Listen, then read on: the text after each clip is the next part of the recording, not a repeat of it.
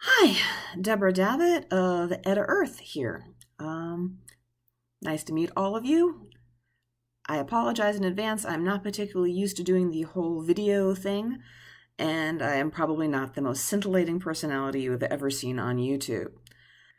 Now, the questions I have been getting about a 4-year-old book are about pronunciation, and that's a longer subject than you would think it is.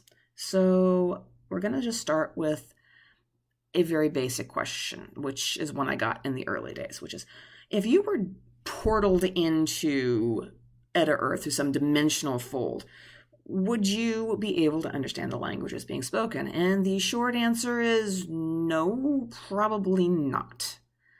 And there are reasons for this. You might recognize some cognates. There are some words that haven't particularly changed that much over time, but languages evolve. Okay, our English, that we know it today, has a history.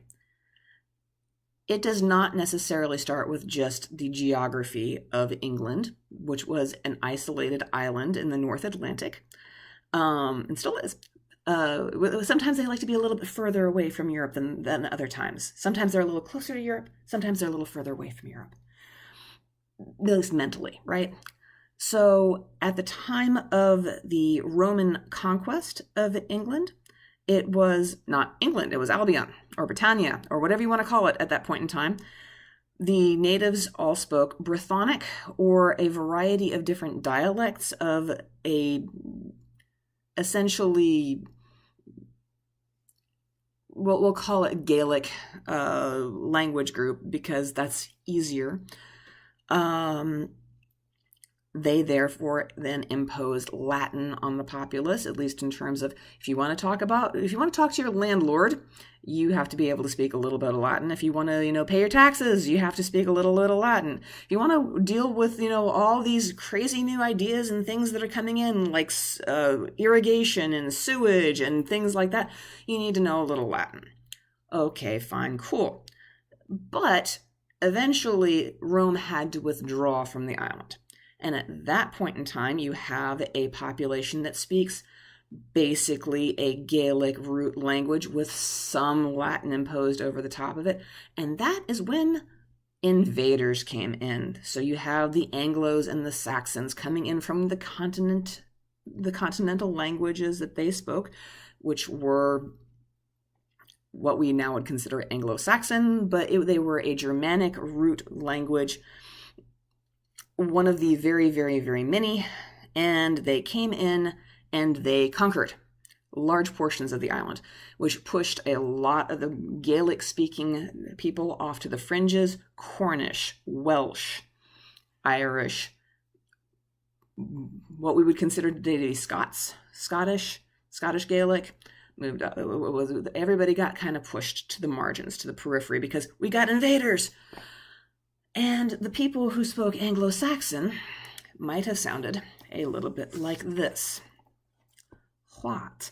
We Jardana and Jardanum, Theod Kinninge, Thrim Gefrunen, Huda Ethelinges, Ellen Fremedon. Oft Schild Chafing, Shathena Threatum, Monagam Megthum, Meld Settler Oftea, Exora Eoles, Sitten Erest Werth, Feershift gefunden, he das Frofer gebed, wex in de wokkinem, werfrenem va, of that him wilk, jib sinedra, of a romrada, hier en shoulder, gomben gildin, that was good kinning.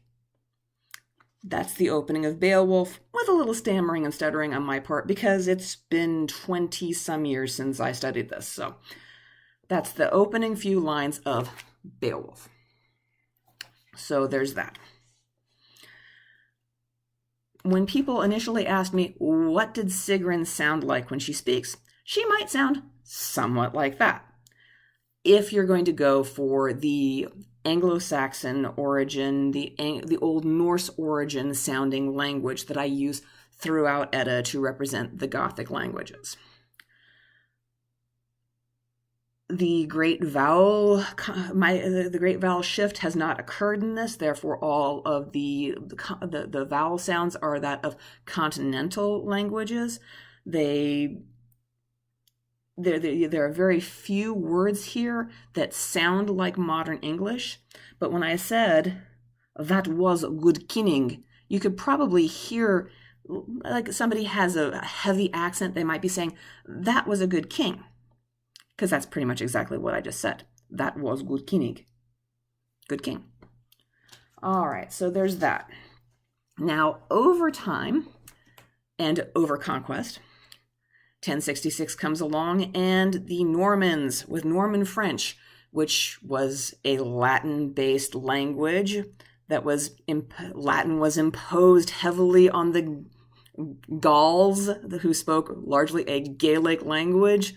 But they were closer to the heart of the Roman Empire, and therefore they spoke a more Latin-intensive language there. And then it degenerated into medieval French as Rome fell, and so then they have medieval French. And then they come in 1066. William the Conqueror comes in, beats King Harold at the Battle of Hastings. We all know this from history, and so you've got medieval French, which is late Latin, medieval French, sitting like a hat on top of what is an Anglo-Saxon Germanic-based language, which I just read to you. A couple of hundred years go by. People need to talk to their landlords. People need to pay their taxes. People want to write poetry. And slowly, the language becomes what we call a Creole, which is when two languages love each other very much but don't want to get married. But then they lived in sin for so long that they may as well. So that's what we get Middle English. And that is the language of Chaucer. And as I skim on through this, see if I can find the opening that I would love to read for you here. Here we go.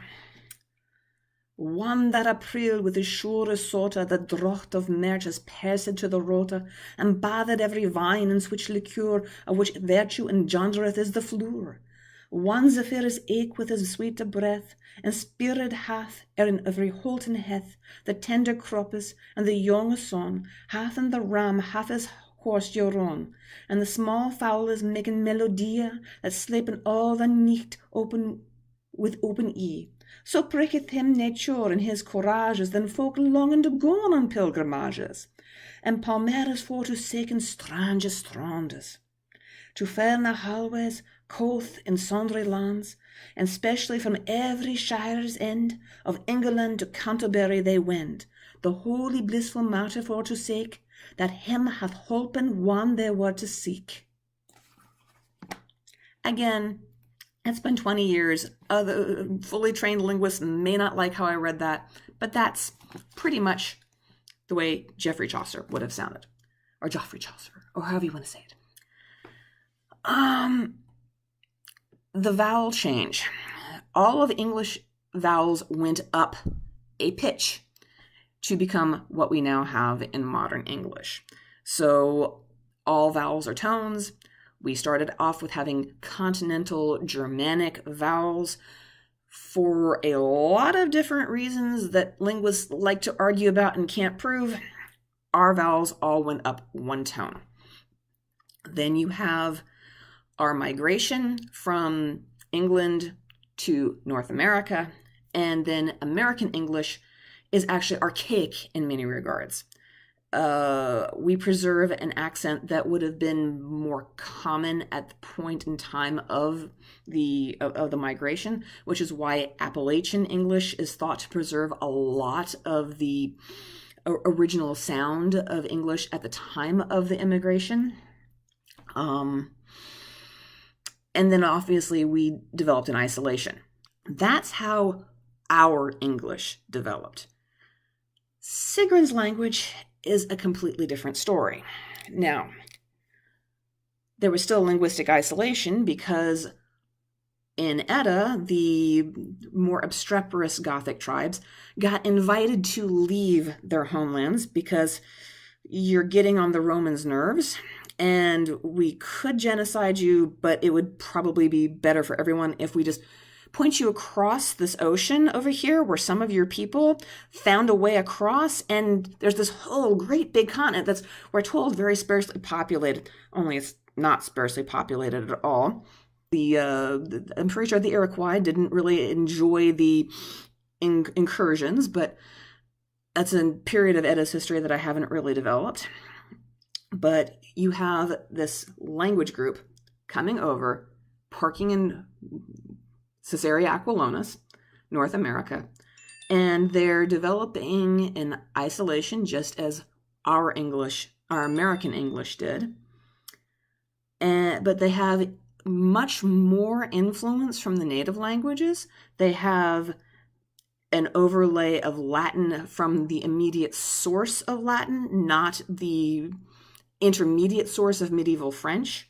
And they also have other tribes of obstreperous Gauls being sent to the southern reaches of Caesarea Aquilonis.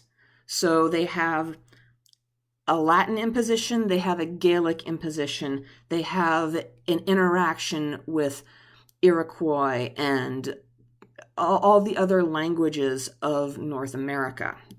Now, I could have been all James Joyce or Tolkien, and I could have developed this language out and written an entire novel in that language, and then I probably would have gone and shot myself because nobody else would be able to read it, and it would have been a lot of work that would have been utterly wasted. So the question becomes, how do you pronounce all this stuff, Deborah? And the answer is, I'm not sure it matters. In terms of linguistics, anything that comes from a dead language, how you pronounce it is largely a matter of conjecture. So how do you pronounce things? Sigrin Keisha, Trenis Matrugena, Canmi Esmunajar, Adam Ben Mauer, Minori Sasaki,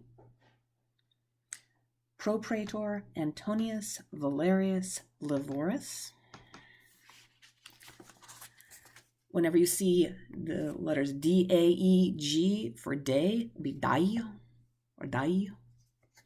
So Monan Dai, Tiwas Dai, Woden's Dai, Thunder's Dai, Frigga Dai, Saturnus Dai, Sunana Dai. Just for example, the G becomes silent and at the end like that. At least that's how I was taught. Let's see what else we got here. Looking for my glossary here. Here we go. Just going from the top of the glossary and only hitting the Gothic terms. Atheles ides, Athelinga, Atheling, e lagol, quealuwerm, forferen, forferist, ficken, fickestool, very naughty. Yeah, again the G becomes sort of the glide vowel there of a yeah instead of yeah like in modern English. Hrimthusar, Hedethungar, Enanverm. Notice the fact that I do verm as opposed to worm. Nithing, Nithauger, Jormungandr.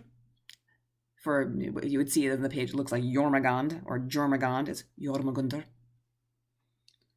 Ritare scale, Sather, for magic, Sather.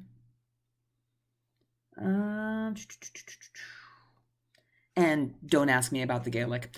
The Gaelic is its own thing. It behaves by its own rules, and I don't know those rules, and they scare me.